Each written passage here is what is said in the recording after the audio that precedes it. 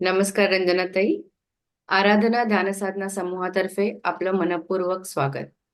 आई, अनघाताई, ऋताताई आणि उपस्थित श्रोतेगण यांनाही माझा नमस्कार. रंजनाताई याआधीही आपल्या समूहावर येऊन गेल्या आहेत आपल्याशी हितगुज करण्यासाठी. त्यावेळी कलावती आईंविषयी त्यांनी आपल्यासमोर विवेचन केलं होतं.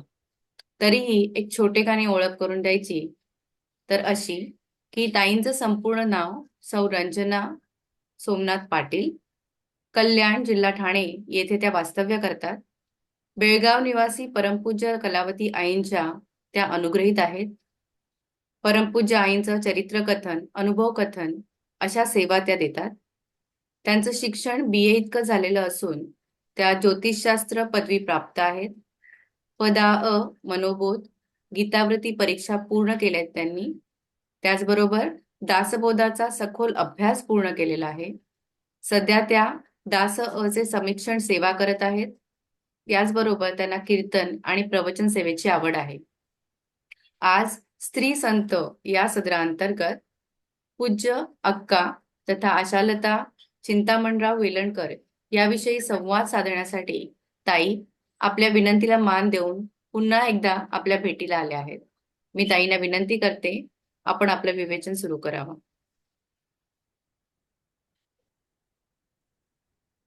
वक्रतुंड महाकाय सूर्यकोटि समप्रभ निर्विघ्नं कुरु मे देव सर्वकार्येषु सर्वदा. नमस्ते शारदे देवी सरस्वती मतिप्रदे वसत्वं मम जिह्वाग्रे सर्वविद्या प्रदा भव. गुरुर्ब्रह्मा गुरुर्विष्णू गुरुर्देवो महेश्वरः गुरुः साक्षात् परब्रह्म तस्मै श्री गुरवे नमः. चुका सारिखे पूर्ण वैराग्य जाचे वसिष्ठा परी ज्ञान योगेश्वराचे कवी वाल्मिकी सारिखा मान्य ऐसा. नमस्कार माझा सद्गुरु रामदासा. जय जय रघुवीर समर्थ. आराधना ध्यान समूह आणि बरीच वर्ष आपला हा उपक्रम सुरू आहे. वेगवेगळे उपक्रम आपण या माध्यमातून राबवत आहात. आणि या उपक्रमामध्ये मला परमपूज्य कलावती आई माझ्या सद्गुरू यांचं चरित्र सांगण्याची संधी मिळाली होती. आणि तशाच संत अशा पूजनीय अक्का स्वामी तथा आशालता चिंतामणराव वेलणकर यांचं चरित्र या मालिकेमध्ये गुंफण्याची संधी आता पुन्हा मिळालेली आहे. तर त्याच्यासाठी मला खूप आनंद होतो की ही संधी मला मिळालेली आहे. आपण स्त्री संत असा हा थोडासा आपली मालिका आहे आणि त्यामध्ये अक्का स्वामी वेलणकर किंवा त्यांना सगळेजण अक्का म्हणून परिचित सगळ्यांना आहेत त्या. तर अक्कांचं चरित्र आणि ते सांगत असताना दासबोध समर्थ ह्या बरोबरच ते चरित्र त्यांचं आपल्याला पाहायला पाहिजे. कारण दासबोधाशी त्यांचं इतकं घनिष्ठ नातं होतं आणि समर्थांशी सुद्धा. त्यामुळे समर्थांचं जे वाङ्मय आहे, आपण आतापर्यंत पाहतो की समर्थांनी जवळ-जवळ 45,000 ओव्यांचं साहित्य रचना, वाङ्मय रचना केलेली आहे. आणि त्यामध्ये अनेक वेगवेगळे प्रकार आहेत. त्यातला प्रमुख ग्रंथ जो आहे तो दासबोध आहे. समर्थांची प्रस्थानत्रयी ज्याला म्हणतात, त्यामध्ये मनाचे श्लोक जे आपल्याला बहुतेक सर्वांना माहिती आहेत, 205 श्लोक समर्थांनी लिहिलेले आहेत. त्यानंतर आत्माराम हा एक तत्वज्ञान सांगणारा एक ग्रंथ आहे, आध्यात्मिक उच्च पातळीवरचं ज्ञान देणारा. आणि दासबोध हा सर्व परिचित सर्वांना माहीत असलेला हा ग्रंथ आहे. अजूनही वेगवेगळे समर्थांनी भारुड रचलेली आहेत, लघुकाव्य आहेत किंवा मानस पूजा आहे, वेगवेगळी स्फुट काव्य आहेत, अनेक अभंग आहेत. अशी खूप वाङ्मय रचना समर्थांनी करून ठेवलेली आहे. पण सर्वसामान्य लोकांपर्यंत पोहोचवण्यासाठी किंवा सर्वांना परिचित असलेला असा हा दासबोध ग्रंथ समर्थांनी लिहिलेला आहे. या दासबोध ग्रंथामध्ये वेगवेगळे असे भाग आहेत. प्रत्येक भागाला काहींनी वाचलेला असेल, काहींना माहीत नसेल. दशक असं नाव आहे. त्या दशकामध्ये 10 भाग आहेत. त्याला समास म्हटलं जातं. असे 10-20 दशक आणि 200 समास अशी दासबोधाची रचना समर्थांनी केलेली आहे.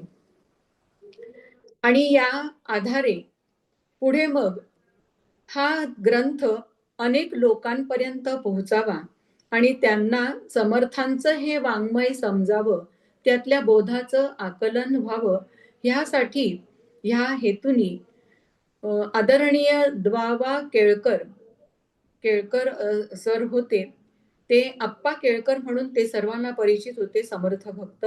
आणि त्यांनी हा उपक्रम सुरू केला होता, पत्रद्वारे दासबोध अभ्यास. आजही तो उपक्रम सुरू आहे. लाखो लोक हा त्या माध्यमातून त्यांना दासबोधाची ओळख झालेली आहे आणि ते दासबोधाच्या अभ्यास, मनन, चिंतनाला लागलेले आहेत. तर असं हे दासबोध पत्रद्वारे दासबोध अभ्यास हा 3 वर्षाचा अभ्यास आहे. यामध्ये दासबोध प्रवेश, दासबोध परिचय आणि नंतर मग दासबोध प्रबोध असे 3 वर्षाचा अभ्यासक्रम आहे. दासबोधातले काही निवडक समास याच्यामध्ये घेतले आहेत. पहिल्या वर्षी महिन्याला 1 स्वाध्याय सोडवायचा. अशा पद्धतीने आप्पांनी स्वतः शिक्षक होते आणि त्यांचा शिक्षकी बाणा आपल्याला याच्यामध्ये दिसतो. अगदी छान प्रश्न त्यांनी काढलेले आहेत. आता हा अभ्यास ईमेलद्वारे सुद्धा करता येतो आणि आपल्याला पोस्टाद्वारे सुद्धा हा करता येतो. आजही अनेक लोक या अभ्यासाच्या निमित्ताने समर्थांच्या वाङ्मयाशी जोडले गेलेले आहेत. खूप सुंदर अभ्यास आहे. महिन्यामध्ये 1 स्वाध्याय सोडवून पाठवायचा. ह्या अभ्यासाचं पुण्यामध्ये त्यांनी सुरुवात केली होती. सज्जनगडावरून मासिकामध्ये त्याचे प्रश्न यायचे. नंतर मग त्याची पुस्तिका छापली. आणि आता त्याची स्वतंत्र पुस्तिका वगैरे आहे आणि अनेक लोक त्याचा अभ्यास करतायत. तर फक्त ते पुण्यामध्ये सुरू झालं असं नाही, तर ते अनेक ठिकाणी त्याची केंद्र निर्माण झाली. आणि अशी केंद्र निर्माण होता होता ठाणे जिल्ह्यातलं अंबरनाथ हे एक केंद्र असंच पत्रद्वारे दासबोध अभ्यासाचं होतं. आणि ते केंद्र सांभाळणाऱ्या पूजनीय अक्कास्वामी वेलणकर ह्या होत्या. आणि दरवर्षी त्यांच्याकडे अनेक स्वाध्याय यायचे. त्याचं ते तपासायचं आणि त्यांना उत्तर पाठवायचं. त्यांना अजून अभ्यास करण्यासाठी प्रवृत्त करायचं. नसतील त्यांच्यापर्यंत या अभ्यासाची माहिती पोहोचवायची. असं कार्य अक्कांचं सुरू होतं. आणि अनेक लोक अक्कांच्याकडे सुद्धा प्रवेश घेऊन अभ्यास पूर्ण करत होते आणि ज्यांची ही 3 वर्ष पूर्ण झालेली आहेत अभ्यासाची, त्या लोकांना, त्या मंडळींना असं वाटायला लागलं, की आता आपल्याला हे 3 वर्ष झाली, आता पुढे काय करायचं आपण? म्हणून ते सगळेजण अक्कांना प्रश्न विचारायचे, की आम्हाला ह्या अभ्यासाची इतकी गोडी लागलीये आणि हा अभ्यास इतका सुंदर आहे, की आम्हाला अजून अभ्यास पुढे चालू ठेवावा, हा थांबू नये असं वाटतंय. याच्यावरचा तुम्हीच काहीतरी आम्हाला मार्ग काढून द्या. असं सगळ्यांचा आग्रह अक्कांच्याकडे झाला. आणि साधारण 72 जवळ-जवळ समास या अभ्यासामध्ये, दासबोधामध्ये या पत्रद्वारे मध्ये जवळ-जवळ दासबोधातले 200 समासांपैकी 72 समासांचा जवळ-जवळ थोडासा आढावा किंवा चिंतन होतं. पण उरलेल्या समासांचा काय आपण करायचा विचार? तर मग अक्कांनी असा विचार केला, की या एकेका समासावर आपण एक-एक प्रश्नपत्रिका काढावी. असा अक्कांनी विचार केला. आणि नंतर मग अक्कांनी तो उपक्रम सुरू केला. अक्का ही शिक्षकच, शिक्षिका होत्या अंबरनाथला. आणि मग त्यांनी प्रत्येक समासावर 5 प्रश्न अशी त्या अभ्यासाची रचना केली. पहिले 3 प्रश्न प्रत्येक जो समास आहे, तर त्या समासावर आधारित अक्कांनी लिहिले आणि त्यानंतर मग पुढे 4था प्रश्न जो आहे, तो मनाच्या श्लोकावर एक अक्कांनी काढला. प्रश्न 5 असा स्वरूप आहे त्याचं. त्याच्यामध्ये त्या समासाशी साधारण संबंधित असणारा, त्या विषयाला समर्पक असणारा असा गीतेचा श्लोक आणि प्रश्न 5 हा समर्थ चरित्रावर आधारित असे श्लोक अक्कांनी असे अभ्यासाची रचना परमपूज्य अक्का स्वामींनी केली आणि नंतर मग त्या अभ्यासक्रमाशी अनेक मंडळी जोडली गेली. आज अक्कांनी लावलेलं दासबोध सखोल अभ्यासक्रमाच्या एका बीजाचं रूपांतर आता एका मोठ्या विशाल वटवृक्षामध्ये झालेलं आहे आणि त्याच्या अनेक शाखा केवळ महाराष्ट्रच नाही तर वेगवेगळ्या भारतातल्या वेगवेगळ्या राज्यांमध्ये, आणखीन आपल्या जगातल्या अनेक देशांमध्ये हा उपक्रम आणि अक्कांचं नाव पोहोचलेलं आहे. आणि आपण आता आजपासून एक 5 दिवस या अक्का कोण, त्यांनी ही कशी रचना केली, त्यांचं चरित्र काय, याच्याबद्दलचा विचार आपण करणार आहोत. समर्थांचं हे वाङ्मय अगाध आहे आणि त्यामधला दासबोध अक्कांनी निवडला आणि दासबोधामध्ये काय नाही हाच विचार आपल्याला करावा लागेल. यामध्ये भक्ती मार्ग तर समर्थांनी सांगितलेला आहेच, पण अनेकविध विषय समर्थांनी त्यात अंतर्भूत केलेले आहेत. पण यातला मुख्य विषय आहे की तो भक्तीचेन योगे देव निश्चये पावती मानव ऐसा आहे अभिप्राव ये ग्रंथी, असा हा या ग्रंथाचा उद्देश आहे आणि या अभ्यासाचा सुद्धा तोच उद्देश आहे. आणि याच्यासाठी अनेक आपली भारतभूमी ही संतांची भूमी आहे. आपल्याला माहितीये की अनेक संत, हिंदू संस्कृती हे वेदपुराणांची संस्कृती आहे. महान तपस्वी आपल्याकडे अवतरले आणि ही परंपरा पुढे अव्याहतपणे सुरू राहिलेली आहे. सज्जनांचं रक्षण करण्यासाठी आणि दुर्जनांचं निर्दालन करण्यासाठी भगवंतानी वेळोवेळी अवतार घेतलेले आहेत. आपल्याला अनेक अवतार माहिती आहेत, अनेक संत भारतभूमीमध्ये अवतरले आहेत. पण यामध्ये विशेष करून बहुसंख्य संत महाराष्ट्रात अवतरले, हे महाराष्ट्राचं सद्भाग्य आहे. आणि आता आपण दासबोधाशी संबंधित विचार करतोय, तर असे 2 सत्पुरुष, महान पुरुष एकाच समयावेच्छेद करून एकाच काळामध्ये अवतरले आणि त्यामुळे या हिंदवी स्वराज्याची स्थापना झाली आणि हिंदुत्वाचं रक्षण झालं. असे हे 2 महान सत्पुरुष, जे एक समर्थ रामदास स्वामी, आणखी छत्रपती शिवाजी महाराज, यांच्यामुळे हा हिंदुस्थान आणि महाराष्ट्र, हिंदू धर्म हा याचं रक्षण झालेलं आहे. असं हे सत्संगतीचं महिमान आहे आणि अनेक संत आपल्या भूमीमध्ये अवतरलेले आहेत. पण आपण संतांचा जेव्हा विचार करतो तेव्हा समर्थांचा जर विचार केला तर 22 पिढ्या समर्थांच्या पूर्वीच्या पूर्वजांमध्ये सगळेजण हरिभक्ती करणारे होते. सूर्योपासना आणि रामोपासना समर्थांच्या कुळामध्ये 22 वर्षापासून अव्याहतपणे सुरू होती आणि त्या उपासनेचं फळ म्हणून त्या कुळामध्ये समर्थांचा म्हणजे परमेश्वराला समर्थांच्या रूपात अवतार घ्यावा लागला. आणि केवळ एकच समर्थ एकटेच नाही, तर त्यांचे ज्येष्ठ बंधू हे सुद्धा असंच एक मोठं कार्य करण्यासाठीच अवतरले होते. त्यांनी गृहस्थाश्रम करून हे कार्य केलं आणि समर्थांनी सर्वसंग परित्याग करून जगाचा उद्धार करण्याचं कार्य केलेलं आहे. अशा प्रकारचे काही संत आपण पाहतो की त्यांना पूर्व परंपरा लाभलेली आहे. त्यांच्या कुळातले अनेक पूर्वज हरिसेवेमध्ये रममाण होते किंवा हरिसेवे प्रित्यर्थ त्यांनी आपलं आयुष्य खर्च केलं होतं. असे काही संत आहेत.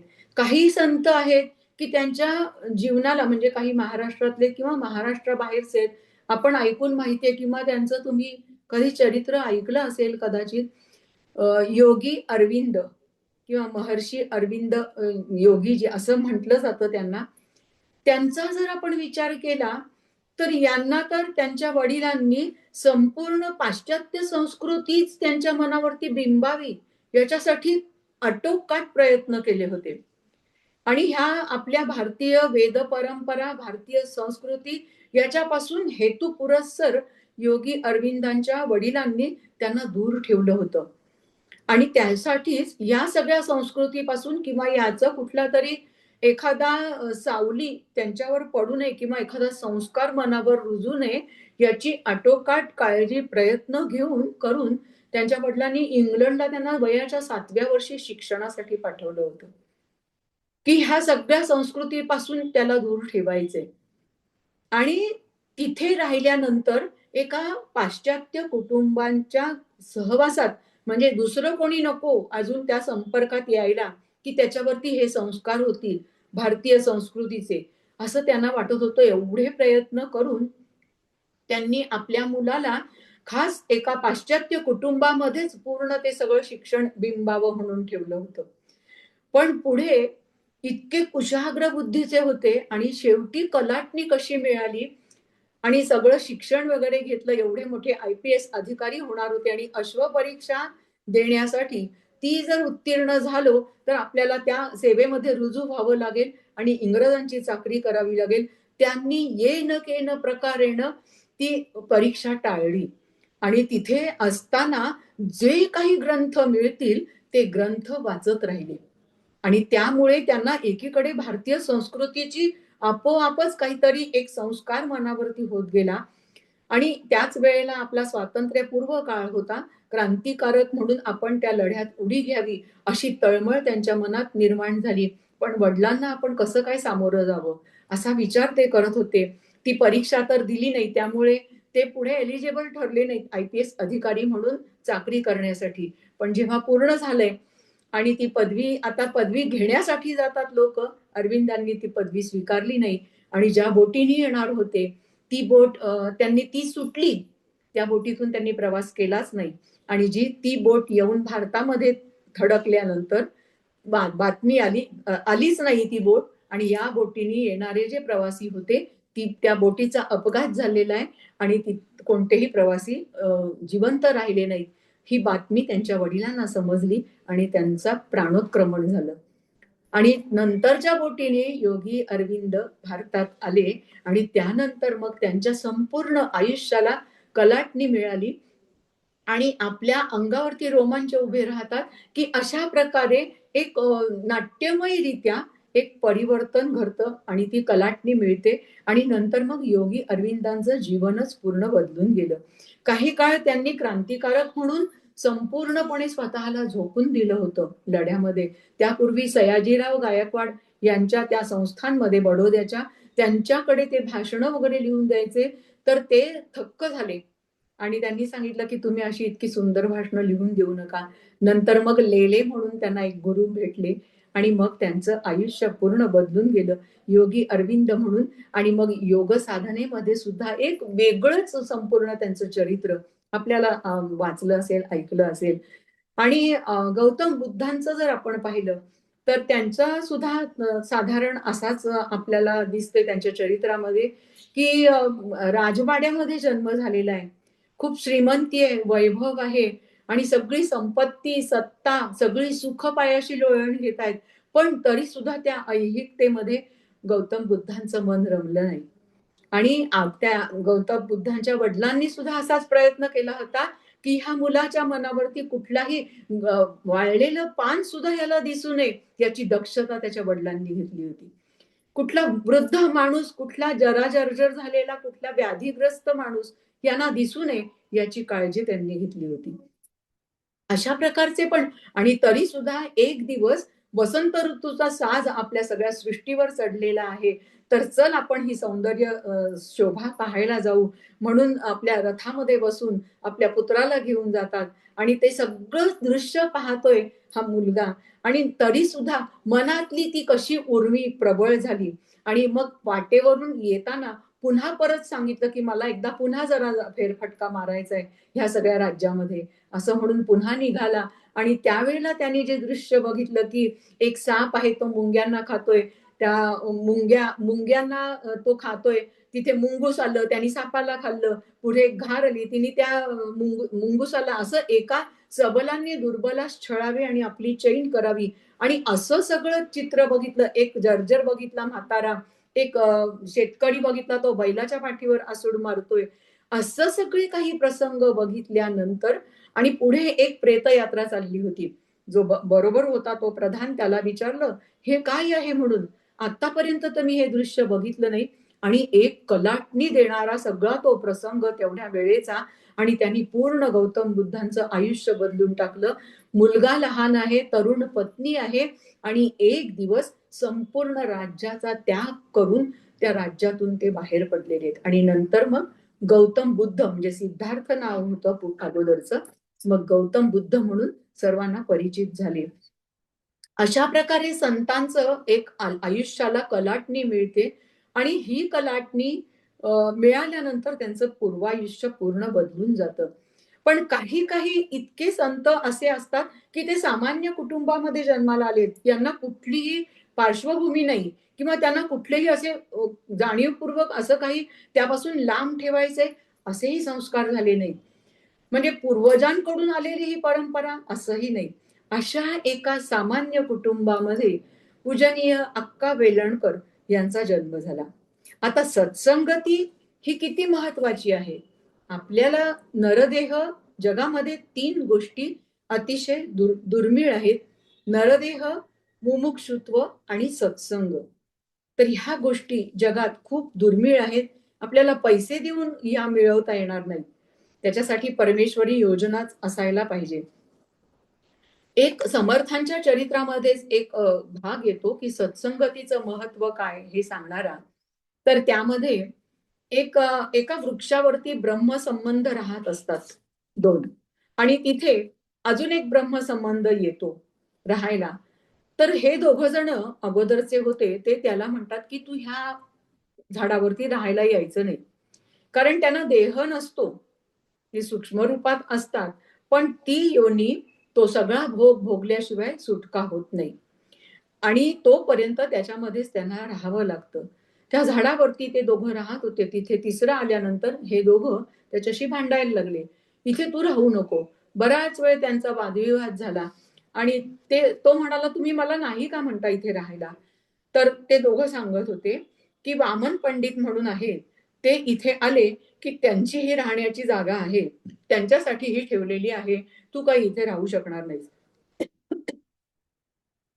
मग त्यांनी का असं का तुम्ही सांगता मला. मग ते दोघं म्हणाले तुम्ही त्यांची परवानगी घेऊन या, आणि मग तुम्ही या वृक्षावरती तुम्हाला राहायला मिळेल. ते जर हो म्हणाले तर राहा, किंवा आम्ही एवढं सांगू की ते येईपर्यंत राहा, ते आल्यानंतर तुम्हाला हे झाड सोडावं लागेल. तो सांगतो ठीक आहे, मी राहतो, ते झाड कधी कोसळेल ते सांगता येत नाही, मला काही काळ इथे राहू द्या. असं म्हटल्यानंतर मग तुम्ही असं करा, वामन पंडितांची परवानगी घेऊन या आणि मग तुम्ही इथे राहा, आमचं काही म्हणणं नाही, असं त्या दोघा ब्रह्मसंबंधांनी सांगितलं. त्यानंतर मग त्यांनी असा विचार केला की कुठे आहेत वामन पंडित, मला कुठे भेटतील, मला सांगा, असं त्यांनी सांगितलं. त्यांनी ते तिथपर्यंत तो ब्रह्मसंबंध आहे तिथे गेला. इंद्रायणी तीरावर ते आणि त्यांची पत्नी स्नान करत होते, आणि तिथे हा ब्राह्मण रूपामध्ये ब्रह्मसंबंध जाऊन पोहोचला. आता ही योनी अशी असते, देह नाही आणि तिथून सुटका होत नाही, पण थोड्या काळापुरतं तेवढं त्यांनी ते रूप घेतलं, आणि मग त्यांना जाऊन भेटला आणि त्यांना सांगितलं की तुम्हाला मला असं असं तुम्ही ज्या झाडावरती राहायला येणार आहात, तर त्या झाडावरती मला तुमची परवानगी आहे का, मी राहू का, असं त्यांनी विचारलं. तर ते म्हणाले की मला काही तिथे मी येणार नाही, तुम्ही कायम तिथे राहा, पण मी तिथे येणार आहे हे तुम्हाला कोणी सांगितलं. मग त्यांनी सांगितलं असं असं ते ब्रह्मसंबंध होते, त्यांनी मला सांगितले तुम्ही इथे येऊन राहायचे म्हणून. आणि त्यानंतर मग यातून मी सुटण्यासाठी काय करू, हा उपाय मला तुम्ही सांगा. त्या ब्रह्मसंबंधाला वामन पंडित विचारतात, आणि वामन पंडित हे खूप ज्ञानी होते, खूप अभ्यास होता त्यांचा, बरचसं वेदशास्त्र संपन्न काशीमध्ये जयपत्र मिळवलेली होती आणि अनेक शास्त्र त्यांनी आत्मसात केलेली होती. अभ्यास पुष्कळ होता, प्रकांड पंडित होते. आता मग त्यांची भेट मी कुठे घेऊ असं विचारल्यानंतर ब्रह्मसंबंधांनी सांगितलं की ते महाराष्ट्र ही संतांची भूमी आहे. तो ब्रह्मसंबंध सांगतोय की महाराष्ट्र ही तर संतांची खाण आहे आणि इथे अनेक संत आहेत. फार दूर कशाला म्हणे, इथे देहू इंद्रायणी म्हणजे देहू ठिकाण तीर्थक्षेत्र, तिथे तुकाराम महाराजांचं वास्तव्य आहे. तुम्ही त्यांची भेट घ्या, त्यांचा अनुग्रह घ्या असं त्यांनी सुचवलं. पुढे मग हे त्यांच्या दर्शनाला गेले. तुकाराम महाराजांचं कीर्तन सुरू होतं. टाळ मृदुंगाचा ध्वनी सुरू होता. कीर्तन रंगात आलेलं आहे.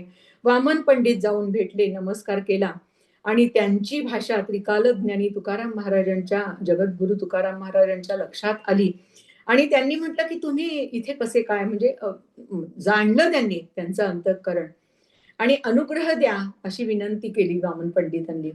तर तुकाराम महाराज म्हणाले की मी कसा तुम्हाला अनुग्रह देणार, तुम्ही तर वेदशास्त्र संपन्न प्रकांड पंडित आहात, तर ब्राह्मणे ब्राह्मण गुरु करावा, परी न करावा शूद्राधिक, असं तुकाराम महाराजांनी विनयशीलपणे सांगितलं. आणि तुम्ही असं करा, समर्थांना शरण जा असं त्यांनी सांगितलं आणि नंतर मग समर्थांकडे पाठवलं. पुढे मग ते समर्थांकडे गेले, समर्थांची भेट घेतली आणि समर्थांना सांगितलं, प्रार्थना केली, विनवणी केली, मला अनुग्रह द्या. तर समर्थ म्हणाले, शास्त्री बुवा तुम्ही मोठे विद्वान अधिकारी आहात, आम्ही पामर तुम्हाला काय अनुग्रह देणार, असं समर्थ म्हणतायत. पण तुम्हीच मला कल्याणाचा मार्ग सांगा असं वामन पंडित म्हणाल्यानंतर समर्थांनी त्यांना सांगितलं, 12 वर्ष बद्रिकाश्रमामध्ये राहायचं.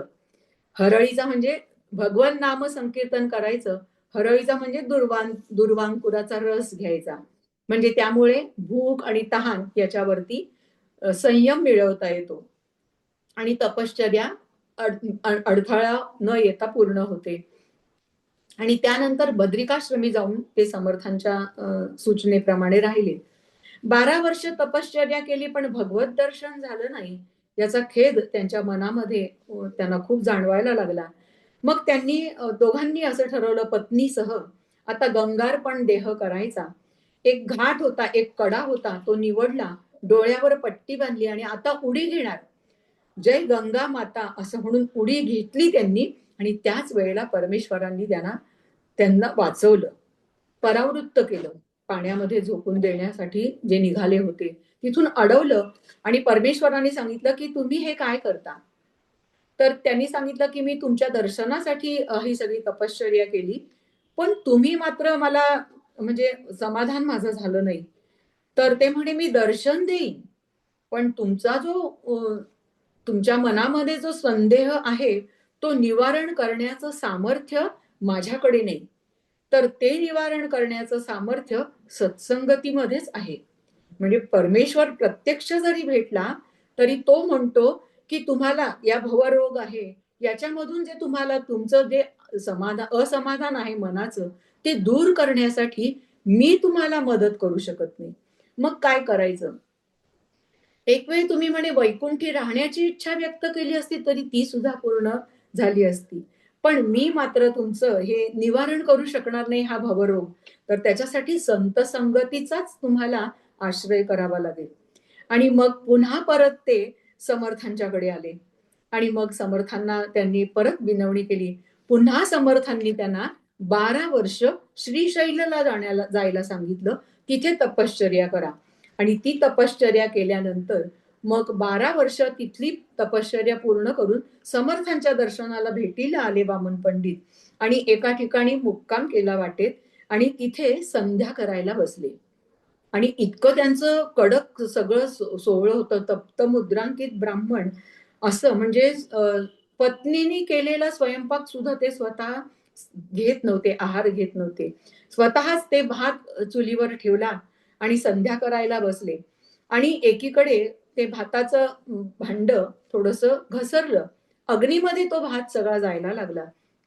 आणि त्यावेळेला इकडे ते काय करतायत, सच्चित आनंद या पदावर चिंतन करतायत आणि मग इथे भात तर चुलीच्या अग्नीच्या मुखात चाललेला आहे. हे सगळं पाहिलं आणि त्यांची पत्नी हसायला लागली. तिचा थोडासा हास्याचा ध्वनी ऐकून हे थोडेसे सावध झाले संध्येमधून आणि त्यांनी विचारलं, की "खरं सांग मला, काय झालं? तू हसतेस का? खरे हे ज्ञानी." आणि ती तर काही बोलू शकत नाही त्यांच्यापुढे. तीही तशी खूप ज्ञानी होती त्यांच्या सहवासात राहून. पण त्या हसल्या आणि म्हणाल्या, की "इतकं शास्त्राध्ययन तुमचं झालंय, पण तरीसुद्धा तुम्हाला सच्चित आनंद या पदाचा विचार करावा लागतो. त्याचा अर्थ उमगला नाही, यासाठी मला हसू आलं." असं त्यांच्या पत्नीनी प्रांजळपणे खरं सत्य काय आहे ते सांगितलं. ते म्हणाले, की "खरं आहे. हे मला उमगलं नाही याची तू मला जाणीव करून दिलीस. तू पत्नी आहेस आणि तुला वंदन करणं शास्त्रविरुद्ध होतं. त्यामुळे नाहीतर मी लोटांगणच घातलं असतं तुझ्या पायावर. पण तरीसुद्धा कुठेतरी त्यांच्या ज्ञानाचा अहंकार थोडासा आडवा येत होता आणि मग त्यांनी आपलं व्रत आहे ते सोडलं. म्हणजे पत्नीच्या हातचा आहार घ्यायचा नाही हे त्यावेळेला सोडलं. ती ज्ञानी आहे आपल्याला चूक लक्षात आणून दिली आणि तिच्या हातचं खायचं त्यांनी सुरुवात केली. आणि नंतर मग समर्थांच्या भेटीला आले. आणि तिथे आल्यानंतर मग समर्थांना ते म्हणाले, की वामन पंडितांना म्हणाले, "हा उलटा व्यवहार कसा काय? माझी काही चूक झाली का?" समर्थ म्हणाले म्हणजे आल्यानंतर समर्थ त्यांना सामोरे गेले आणि वंदन केलं. समर्थांनी वामन पंडितांना. "मग हा उलटा व्यवहार कसा काय समर्थ?" म्हणून विचारलं तर समर्थ म्हणाले, की "आता तुम्ही किती ज्ञानी आहात. पत्नीने उपदेश केल्यानंतर आता तुमची मनस्थिती पालटलेली आहे आणि तेव्हा तुम्ही आता असं करा, पत्नीला वंदन करा." असं म्हटले समर्थ. आणि मग आधी ते नकार दिला होता. तिने चूक सांगितली ही समजली पण होती. पण नमस्कार करण्यासाठी आपण कसं झुकावं तिच्यासमोर हा थोडासा ज्ञानाचा अहंकार होता. समर्थांनी सांगितलं, "तिने तुम्हाला ज्ञानोपदेश केलेला आहे तसं पाहिलं तर. तुम्ही तिला वंदन करायला पाहिजे. ती वंदन योग्य आहे." असं म्हटलं समर्थांनी आणि तिला वंदन करायला लावलं त्यांना, त्यांच्या पत्नीला आणि त्यांनी केलं ते. पुढे परत काही दिवस समर्थांच्या सहवासात राहिले. दासबोध वाचायला लागले आणि म्हणाले, की चतुर्दश भुवन आहेत, 14 भुवन. त्याचा कसा काय निराश करायचा? ते काय मला अजून मनातली शंका जात नाहीये. असं समर्थांच्याकडे त्यांनी आपलं मत व्यक्त केलं. मग समर्थ म्हणाले, की आधी ग्रंथ मी वाचतो आणि मग अर्थ सांगतो. समर्थांनी अर्थ सांगायला सुरुवात केली आणि आता झालं का तुमचं समाधान? असं विचारलं. तर ते काही उत्तरच देत नव्हते आणि तोपर्यंत समर्थांच्या मागे महाकाय असे हनुमंतराय तिथे प्रगट झाले आणि इतक्या मोठ्या विशाल स्वरूपामध्ये हनुमंत तिथे येऊन बसलेत आणि त्यांनी समोर बसल्यानंतर हे जरा घाबरलेच वामन पंडित आणि आता विचारलं समर्थांनी 14 भुवनांचा निराश झाला का? शंका दूर झाली का? आणि हे काही बोलत नाहीत. म्हणून हनुमंतांनी काय केलं शेपटी केली आणि त्यांच्यावरती जोरात असा फटका मारला. एका शेपटी हाताने आणि मग होय म्हणाले. एक तडाखा दिला हनुमंतांनी तर. "आता दूर झाली का शंका?" असं समर्थांनी विचारलं. पुन्हा एकदा तो तडाखा बसला. तोपर्यंत बोलत नव्हते. पुन्हा हनुमंताने शेपूट उचलली. पुन्हा एक असा फटका दिला दुसऱ्यांदा. "आता वामना शंका दूर झाली का?" "होय" म्हटले. तरी पण ते मनातून नव्हतं उत्तर. तिसऱ्यांदा पुन्हा परत समर्थ विचारतायत आणि तेव्हा पण परत काही क्षण थांबले. तिसरा एक फटका हनुमंताच्या शेपटीचा त्यांच्या डोक्यावर बसला आणि मग नंतर हनुमंत अंतर्धान पावले. पुढे काय म्हणतायत समर्थ, "आता झाली ना दूर शंका? पूर्ण निरसन झालं ना तुमच्या शंकेचं?" तर ते म्हणाले वामन पंडित, "नाही समर्थ, माझ्या शंकेचं निरसन झालं नाही." समर्थ म्हणतात, "कमाल आहे. आत्ता 3 वेळा तुम्ही कबुली जबाब दिला होय म्हणून आणि आता तुम्ही नाही सांगता? असं कसं काय?" मग वामन पंडित म्हणाले, "नाही हो, हा 3 वेळा मी जो त्रिवार कबुली जबाब दिलाय, तो त्या हनुमंताच्या दहशतीमुळे. त्याची दहशत म्हणून मला ते नाईलाजास्तव उत्तर द्यावं लागलं होकारार्थी. पण खरं तर माझं समाधान झालं नाही." मग समर्थान तुम्हीच मला सांगा, तुम्हाला हे सापडलं नाही, आश्चर्य आहे समर्थ म्हणाले. मग समर्थ म्हटले, बृहदारण्यक उपनिषदामध्ये या चतुर्दश भुवनांचा निराश कसा करायचा याचा आधार तुम्हाला सापडेल. तुम्ही जे एवढे स्वतःला पंडित समजता, तर तसं पांडित्य काही उपयोगाचं नाही. संतांना शरण गेल्याशिवाय आपलं पूर्ण समाधान, निःशंक मन होत नाही. भवरोगापासून मुक्तता करून घ्यायची आहे, तर संतच पाहिजेत आणि ते सुद्धा अधिकारी संत पाहिजेत. म्हणजे या सत्संगतीचं महत्व एका ब्रह्मसंबंधांनी वामन पंडित, प्रकांड पंडित असलेल्या वामन पंडितांना सांगितलं होतं. त्याला देह नव्हता. आम्ही आत्ता सांगितलं की 3 गोष्टी जगात दुर्लभ आहेत. नरदेह, मुमुक्षुत्व आणि सत्संग. हा खूप दुर्मिळ आहे. सत्संगत्वे निस्संगत्व, निस्संगत्वे निर्मोहत्व, निर्मोहत्वे निश्चलत्व, निश्चलतत्वे जीवनमुक्तः. हे आद्य शंकराचार्यांनी वर्णन केलेले सत्संगतीचं. आणि आत्ता आपण जो दृष्टांत गोष्ट पाहिली, समर्थ चरित्रामध्येच आहे ही गोष्ट. आणि वामन पंडित म्हणून पुढे समर्थांनी त्यांना सांगितलं की तुम्ही हे सगळं ज्ञानाच्या मागे लागू नका, तर तुम्ही भगवत भक्ती करा आणि तुमचं परमेश्वराचं गुणगान तुम्ही करा, तिथे तुमची बुद्धी वळवा, असं समर्थांनी सांगितलं. आणि त्यानंतर मग ती रचना वामन पंडित करायला लागले आणि अनेक रचना वामन पंडितांनी केल्या.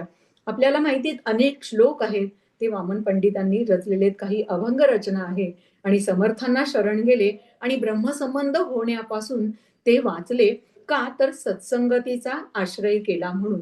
म्हणजे अशा प्रकारचं ज्ञान असलं तरी सत्संग महत्वाचा आहे. आणि तो कुठे लाभेल, कुठे मिळेल, तर अशा प्रकारचं हे माध्यम एक दासबोधाच्या माध्यमातून पूजनीय अक्कांनी हे दिलं. पण त्यांचा हा कसा काय झाला? 1984 मध्ये पूजनीय अक्कांनी हा दासबोध उपक्रम सुरू केला. म्हणजे तोपर्यंत मी मगाशी सांगितलं की पत्रद्वारे दासबोध अभ्यास करणारी जी मंडळी होती त्यांना खूप उत्कंठा होती, तळमळ होती की पुढचा अभ्यास आपण करावा. आणि त्यांच्या तळमळीसाठी मग अक्कांनी ह्या अभ्यासाची रचना केलेली आहे. 1984 पासून 40 वर्ष मग तो अभ्यास सुरू झाला आणि प्रत्येक वर्षी साधना सप्ताह म्हणून या उपक्रमातर्फे घेतला जातो. पहिले 2 वर्ष हा साधना सप्ताह सज्जनगडावरती घेण्यात आला. पण सज्जनगडावरती दर्शनाला येणाऱ्या दर्शनार्थींची कायम वर्दळ असते, खूप गोंधळ म्हणजे गडबड असते. अशा ठिकाणी तुम्हाला एकांत किंवा या साधनेला शांतता जेवढी हवी आहे तेवढी लाभणार नाही या गर्दीमध्ये. तर तुम्ही असं करा की हा साधना सप्ताह तुम्ही शिवथर घळीमध्ये घ्या, असं मारुतीबुवा रामदासी समर्थ भक्त जे होते, त्यांनी पूजनीय अक्कांना हे सुचवलं. आणि नंतर मग पुढच्या सगळ्या वर्षापासून 2 वर्ष सज्जनगडावर झाला होता, 84 आणि 85, 86 सालापासून आज तागायत दरवर्षी साधना सप्ताह शिवथर घळीमध्ये साजरा होतो. तो अक्कांनी घालून दिलेल्या शिस्तीप्रमाणे. आणि त्या ठिकाणी 7 दिवस जे फक्त ह्या साधना सप्ताह याचं विशेष असं वर्णन आपल्याला करता येईल की ही शिवथर घळ जी सुंदर मठ म्हणून पण ओळखली जाते.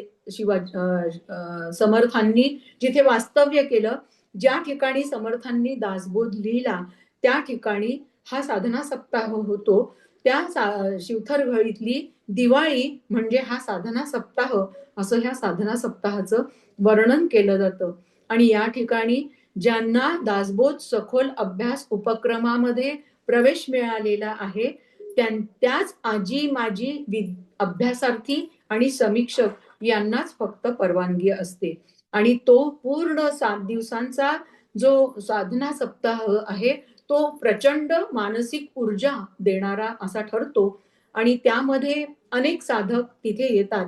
मग याच्यासाठी प्रवेश प्रक्रिया काय आहे, तर पत्रद्वारे दासबोध अभ्यास पूर्ण जर झाला असेल तर, किंवा समर्थ विद्यापीठाच्या परीक्षा पूर्ण झाल्या असतील तर आपल्याला या साधना दासबोध सखोल अभ्यासाला प्रवेश घेता येतो. पत्रद्वारे दासबोध अभ्यास आणखीन समर्थ विद्यापीठाच्या ज्या परीक्षा आहेत या अभ्यासामध्ये वयाची अट नाही. पण दासबोध सखोल अभ्यास उपक्रमामध्ये पूजनीय अक्कांनी वयाची अट ठेवलेली आहे.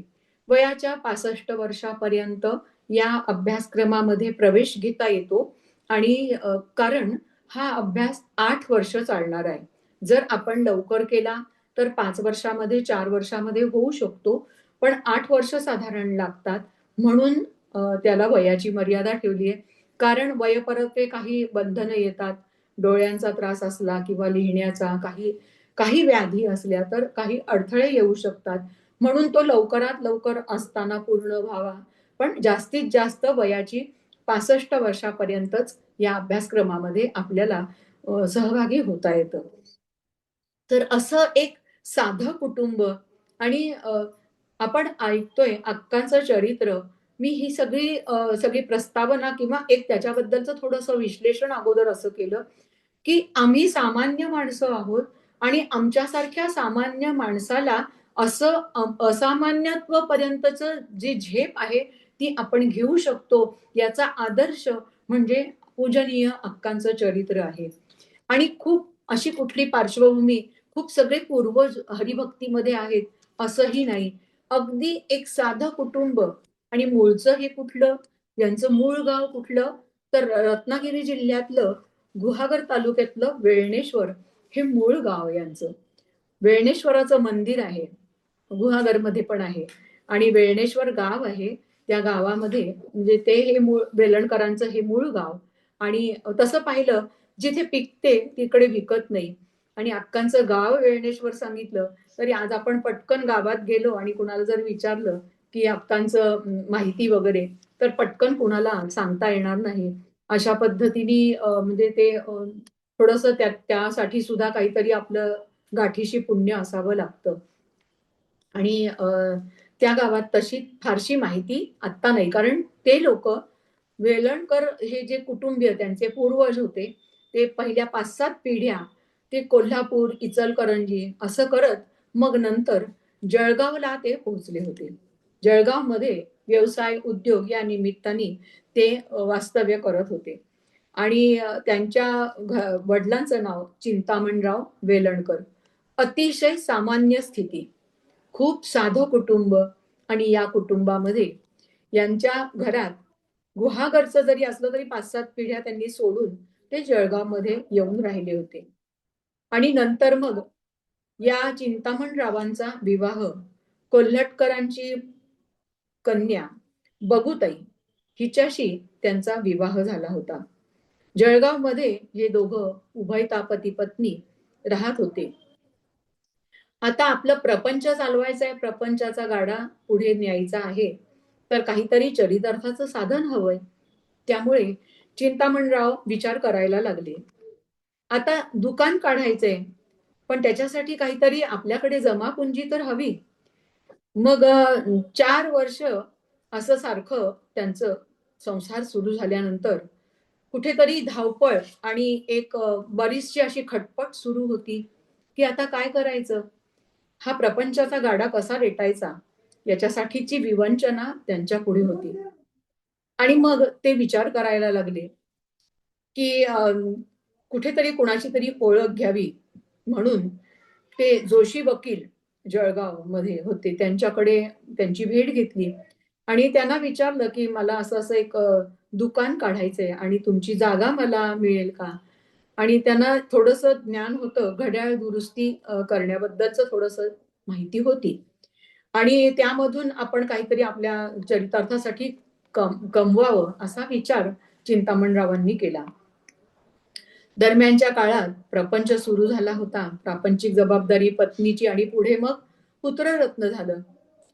वडिलांसारखा तो पुत्र थोडासा सावळा, गोंडस आणि त्याचं नाव विनायक असं ठेवलं आणि सगळेजण त्याला बाबू म्हणायला लागले. पण एकीकडे पुत्ररत्न झालेला आहे आणि तो आनंद आहे. पण पुढे चिंता आहे, की हा संसार कसा पुढे न्यायचा? कसा हा खर्च भागवायचा? ही चिंता सतत भेडसावत होती चिंतामणरावांना. आणि ज्या ठिकाणी राहत होते, त्या ठिकाणी जागा सोडा असा सारखा तगादा लागलेला होता. ती जागा तुम्ही सोडा, खाली करा आणि दुसरीकडे राहायला जा. असं सारखं त्यांना ते जागेचे मालक सांगत होते. त्या जिथे राहत होते तिथेच एक वाडा होता दामलेंचा, आणि तिथे पडवीमध्ये त्यांना एक खोली मिळाली आणि त्या खोलीमध्ये त्यांनी त्यांचं बिऱ्हाड केलं. आणि ह्या बगुताई ज्या होत्या त्यांच्या बरोबर त्यांची आई, कारण त्यांना दुसरं कोणी नव्हतं, ही एकच मुलगी होती त्यांची, आणि त्यामुळे मग बगुताईंच्या आई गंगूताई या पण त्यांच्या सोबतच राहायला लागल्या. मुलीशिवाय त्यांचं दुसरं कोणीच नव्हतं जवळचं. अशा प्रकारे त्यांचं जीवन होतं. आणि नंतर मग त्यांचे असे दिवस थोडेसे गेले. मग पुढे करायचं काय? अजून एक दुसरी आता वेळ यायला लागली, ती म्हणजे दुसरं बाळंतपण. पुन्हा परत बगुताईंना गर्भारपणाची लक्षणं दिसली आणि बाळंतपणाची वेळ जवळ यायला लागली. आणि इथे ओढग्रस्ती सगळी आहे प्रपंचातली, आणि एवढा सगळा ओढाताणीचा हा सगळा व्याप होतोय, आणि त्यामध्ये गंगूताई या तिथे थोड्याशा खंबीरपणे उभ्या राहिल्या आणि त्यांनी या कुटुंबाला थोडासा आधार देण्याचं ठरवलं. आणि मग गंगूताईंनी ठरवलं, जिथे भाडं थकलं होतं 5-6 महिन्याचं भाडं, त्यांनी काहीतरी खटपट केली आणि ते 6 महिन्याचं भाडं कसं तरी त्यांनी तिथे पोहोचतं केलं. आणि नंतर मग ती जागा रिकामी झाली आणि मग त्या पुढे गेल्या. दुसऱ्या भागामध्ये जिथे राहायला गेले, तिथे 2 खोल्यांची जागा ते चिंतामणराव बघून आले होते. सारखं जागेचं हे बदलणं, जागेचं भाडं देणं, सगळं मेटाकुटीला जीव येत होता. दुसरी जागा बघितली चिंतामणरावांनी, आणि मग त्या ठिकाणी भाडं जास्त होतं. खर्च कसा भागवायचा ही चिंता सारखीच त्यांना सतावत होती. ते स्वतःच जास्त कुणाला पैसे देणं जमणार नाही. आपलं प्रापंचिक जे सांसारिक सगळं साहित्य आहे, आपणच वाहून न्यायचं. कारण आपल्याकडे तेवढं धन नाही की आपण दुसऱ्याला मजुरीने ते द्यावं, न्यायला पोहोचवायला सांगावं. सगळं सामान स्वतः चिंतामणरावांनी हलवलं आणि मग दुसऱ्या जागेत तुटपुंज्या कमाईमध्ये पुन्हा परत त्यांचं जीवन सुरू झालं. दुकान तर थाटलं नाही आणि हा खर्च कसा काय होतोय हे आश्चर्य वाटायला लागलं. आणि मग हा खर्च कुठून आपण आणायचा, कसा भागवायचा अशी चिंता सारखी भेडसावायला लागली. आपल्याला माहितीये घरामध्ये आपण किती दृश्य जगत नाशिवंत आहे म्हटलं तरी आपल्याला धन हे लागतच, आणि त्याच्यासाठी आपल्याला किती कष्ट करावे लागतात. प्रापंचिक आहोत, आपल्याला कल्पना आहे. 4 महिने कसे तरी सुरळीत गेले आणि मग दातामुळे छोटा बाबू तो आजारी पडला. आणि नंतर मग पुढे परत भाडे वसुलीसाठी तगादा सुरू झाला. नवीन जागा होती. पुन्हा घरमालकांचं भाडे वसुलीसाठी आग्रह. 2 महिन्याचं भाडं थकलंय आणि लवकर दिलं पाहिजे. किती कठीण परिस्थिती, आणि पैसा कुठून आणायचा? आणि मग त्यावेळेला त्यांनी असंच काही मित्रांच्या संगतीमध्ये होते आणि त्यावेळेला काही त्या पत्ते खेळण्याचा बुद्धिबळाचा नाद आणि त्याच्यामध्ये थोडे पैसे लावून आपण काहीतरी हे करू म्हणून असा थोडासा विचार चिंतामणरावांनी केला. त्यात त्यांना थोडेसे पैसे मिळाले. पण नंतर मग तो नाद म्हणजे तो छंद वाढला. मग हे यातून सुटका झाली पाहिजे. आणि काही काळ गेला, तर काही काळांनी चिंतामणराव घरातून बाहेर पडले. या सगळ्या प्रपंचामधून आपल्याला आता मार्ग निघत नाहीये, काय करावं म्हणून. असं थोडंसं झालं आणि थोडं बाहेर पडले होते. आणि एकीकडे लहान बाळ त्याला सांभाळायचं, म्हणजे आई आणि आजी या दोघी जणी सांभाळत होत्या. 4-5 महिने गेले आणि चिंतामणराव आलेच नाहीत घरी, आणि हा प्रपंच, हे बाळ हे कसं पुढे सांभाळायचं ही चिंता त्यांना होती. काहीतरी छोटी-छोटी कामं करून या दोघी जणी थोडीशी काहीतरी मिळकत कमवायच्या आणि आपलं रोजचा खर्च कसा तरी आपला भागवूया असा विचार त्या करायच्या. कधीतरी संक्रांत जवळ आलीये, हलव्याचे दागिने करा, काहीतरी बाळंतपेढा करा आणि मग त्याच्यामधून काही थोडंसं मिळकत मिळेल. अशा पद्धतीने त्यांनी काही दिवस ढकलले आणि अचानक एक दिवस एक त्यांचे स्नेही आले आणि ते म्हणाले की मी तुम्हाला एक सुवार्ता सांगतो, एक गोड बातमी मी तुम्हाला सांगतोय आणि पण मला तुम्ही काहीतरी बक्षीस दिलं पाहिजे असं त्यांनी सांगितलं. आणि नंतर मग त्यांनी सांगितलं की बघा मी तुम्हाला चिंतामणरावांचा शोध लावून देईन आणि मला तुम्ही पैज आहे, मला तुम्ही बक्षीस दिलं पाहिजे. 5-6 महिने गेलेत, वाट बघतायत पण चिंतामणराव नाही, घरात लहान मुलगा आहे, प्रपंच पुढे न्यायचा आहे. आणि मग त्यांचे जे स्नेही होते त्यांनी सांगितलं की एक दिवस तुम्ही या आणि त्यांना त्यांच्याच घरी बोलवलं आणि सासूबाईंना तर फार आनंद झाला गंगूताईंना की जावई आलेले आहेत आणि त्यांना दुसरा कुठला आधार नव्हता मुलीच्या शिवाय. आणि त्यानंतर मग आले आणि त्यांना जेवायला वगैरे वाढलं आणि मग त्यांना ते म्हणाले की पायाखालची जमीन सरकली. तुम्ही कुठून मला कुठे माझा संसार उद्ध्वस्त होणार होता. चिंतामणरावांना खूप वाईट वाटलं की आपण जो विचार केला प्रपंच 5-6 महिने आपण आपली जबाबदारी म्हणजे ही असह्य व्हायला लागली म्हणून. तर डोळ्यापुढे त्यांच्या काजवे चमकले आणि मग त्यांनी मावशींना सांगितलं की तुमचा संसार हा सुरळीत झालाच पाहिजे असं मी वचन मावशींना देऊन आलेलो आहे आणि तुम्ही आता ह्या बाकीच्या कुठल्याही कचाट्यात न सापडता तुमच्या प्रपंचाची जबाबदारी तुम्ही स्वीकारली पाहिजे असं त्यांना सांगितलं. आणि मग बबूताई म्हणाल्या, गंगूताई म्हणाल्या त्यांना की मी 1 तोळ्याची सोन्याची अंगठी तुमच्या बोटात घालीन म्हणून त्यांचे जे स्नेही होते जोशी त्यांना म्हणाल्या.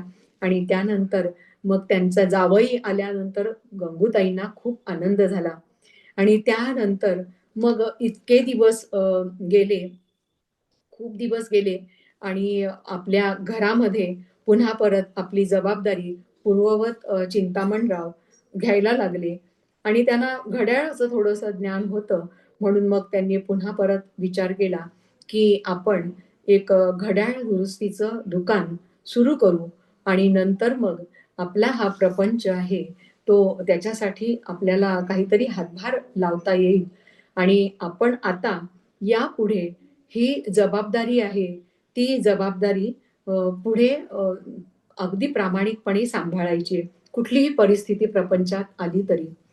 आपण म्हणतो की महाराष्ट्र ही संतांची भूमी आहे आणि यामध्ये आपल्याला ही यांची जीवनचरित्र ऐकताना वाचताना हाच विचार आपल्या आयुष्याची पडताळणी करून घेता यायला पाहिजे. संत तुकाराम महाराजांचा सुद्धा प्रपंच हा प्रतिकूल होता.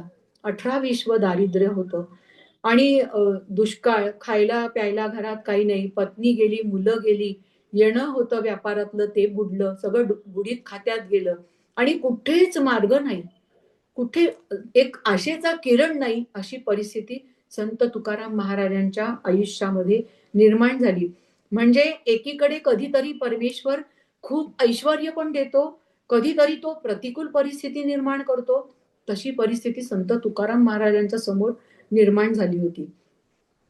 कधीतरी इतकं वैभव देतो की त्या वैभवामध्ये हा माझ्याकडे टिकून राहतो का अशी परीक्षा कदाचित तो पाहत असेल की काय. आणि याच्यासाठी आपल्याला शांतीब्रह्मनाथांचं आपल्याला लगेच आठवण होईल की इतकी श्रीमंती जहागीरदार होते, खूप श्रीमंत होते, इतके श्रीमंत की त्यांच्याकडे कसलीच ददात नव्हती, कसलं कमतरता नव्हती घरात. म्हणजे त्यांच्या घरात रोजच्या रोज भगवंताला जो नैवेद्य समर्पित व्हायचा हा रोज पुरणपोळीचा नैवेद्य समर्पित व्हायचा आणि तेव्हा नाही तर ते आत्ता सुद्धा तो पुरणपोळीचाच नैवेद्य समर्पित केला जातो. नाथांच्या वाड्यामध्ये देवपूजा झाल्यानंतर आज सुद्धा पुरणपोळीचाच नैवेद्य परमेश्वराला अर्पण होतो. म्हणजे अशा प्रकारची श्रीमंती आहे तरी सुद्धा कितीतरी विरक्त असे संत एकनाथ महाराज आपण पाहिले आणि त्यांना तरी सुद्धा या प्रपंचातून लोकांनी हरिभक्तीकडे वळावं याच्यासाठी पुराण सांगायला नाथांनी सुरुवात केली आणि त्यानंतर मग तिथे येण्यासाठी काय हा बाबा सांगतोय म्हणून लोक गावातले थोडेसे कंटाळवाणं वाटायचं त्यांना येणं हे आणि ते कंटाळवाणं वाटतंय हे नाथांनी हेरलं आणि नाथांनी अशी एक युक्ती काढली की एक प्रत्येकाला एक 100 ग्रॅम साखर किंवा काही गुळ, असं आता त्यावेळेला साखर असेल नसेल म्हणजे असं काहीतरी द्यायचं, असं नाथांनी फरमान काढलं. आणि काही का असे ना, काय तो बाबा सांगतोय पुराण, आपल्याला त्याच्याशी काही घेणं देणं नाही. सामान्य लोक म्हणायचे, ते मिळतंय ना आपल्याला, ते घेण्यासाठी जाऊ. म्हणजे तांदूळ मिळतायत का गुळ मिळतोय, ते घेण्यासाठी जाऊ. ते पूर्ण ऐकलं की ते मिळणार आहे, म्हणजे ते शब्द कानावर पडायचे. अशा प्रकारे हरिभक्तीकडे वळवलं त्यांनी. आणि समर्थांनी सुद्धा आपली सगळे, समर्थांची सुद्धा संपन्नता होतीच, ते सुद्धा कुलकर्णी पद होतं वडिलांकडे, पण तरी सुद्धा त्यांना सुद्धा तळमळ, समर्थांना मला अनुग्रह द्यावा म्हणून मोठ्या भावाकडे बोलले, आपल्या वडिलांकडे बोलले. पण त्यांनी, तू लहान आहेस बाबा. ते इतके महान होते की ते इतका आग्रह धरून होते अनुग्रहासाठी एवढ्या लहान वयात. हे वडिलांनी तो वय लहान म्हणून दुर्लक्ष केलं, मोठ्या भावांनी दुर्लक्ष केलं, पण ह्यांच्या मनातली ती तीव्रता, तळमळ, ती कमी झाली नाही. मला तुम्ही दिला नाहीत, वडील द्यायचे पूर्वी, आणि वडिलांचा अधिकार होता. ते पूर्वज सगळे आपण आताच पाहिलं, 22 पिढ्या सूर्योपासना आणि रामोपासना करणाऱ्या. आणि वडील एक असे प्रख्यात होते की ते अनुग्रह द्यायचे, संतत्वाला पोहोचलेले, इतकं सामर्थ्य होतं सूर्याजी पंतांचं. पण माझे वडील मला अनुग्रह देत नाही, त्याचं खूप वाईट वाटत होतं समर्थांना. मग भावानी पण दिला नाही. मग गाऱ्हाणं घातलं हनुमंताकडे. जाम मध्ये आज सुद्धा आपल्याला ते मंदिर पाहायला मिळतं, आणि ज्या ठिकाणी 3 दिवस अन्न पाण्याचा त्याग करून हा लहान बालक तिथे बसतोय, आणि साक्षात मग हनुमंताला सांगावं लागतंय श्रीरामांना, तुम्ही प्रभू या, आणि आता त्यांचाच अवतार समर्थ, त्यांची समजूत काढा, त्यांना अनुग्रह द्या, असं म्हणून त्यांना अनुग्रह दिलाय. प्रत्यक्ष साक्षात परात्पर श्रीराम प्रभूंनी समर्थांना अनुग्रह दिलाय. अशा प्रकारे हे संतत्वाकडे ह्यांची वाटचाल. आणि रामदेव महाराजांनी तर प्रपंच आणि परमार्थ हा प्रसार केला. आणि संत तुकाराम महाराजांनी आपल्याला प्रतिकूल परिस्थितीमध्ये शिकवलेलं आहे. तसंच अक्कांचं चरित्र सुद्धा, आम्ही किती सामान्य परिस्थितीमध्ये आहोत तरी सुद्धा आम्हाला त्या पदापर्यंत पोहोचता येतंय, हे अक्कांच्या लहानपणा, ह्या सगळ्या पूर्वायुष्य आहे, हे त्यांचा जन्म होण्याचा अगोदरचा प्रसंग आपण आज पाहिला. अशा प्रकारच्या अद्भुत घटना अक्कांच्या सगळ्या जीवनामध्ये घडलेल्या आहेत. आणि मग त्या सामान्य ते विभूतीपर्यंत, सामान्य व्यक्तिमत्व ते विभूतीपर्यंत त्या कशा पोहोचल्या, हा विषय आपण आता 5 दिवस पाहणार आहोत. आणि पूजनीय अक्कांच्या चरित्रामध्ये आपण रममाण होणार आहोत. आणि ते आपल्याला किती आत्मसात करता येईल, आपल्या जीवनातली प्रत्येकाची परिस्थिती वेगळी जरी असली तरी आपण त्या पदापर्यंत, त्या स्थानापर्यंत पोहोचू शकतो, हा विचार अक्कांच्या चरित्रामधून घ्यायचा आहे. आणि तो विचार दृढ होण्यासाठीच आपण प्रयत्नशील राहूया. आणि आज आपण या ठिकाणी मी माझ्या वाणीला विराम देते, आणि उद्या आपण परत याच वेळेला पूजनीय अक्कांच्या चरित्रामध्ये रंगून जाणार आहोत. जय जय रघुवीर समर्थ.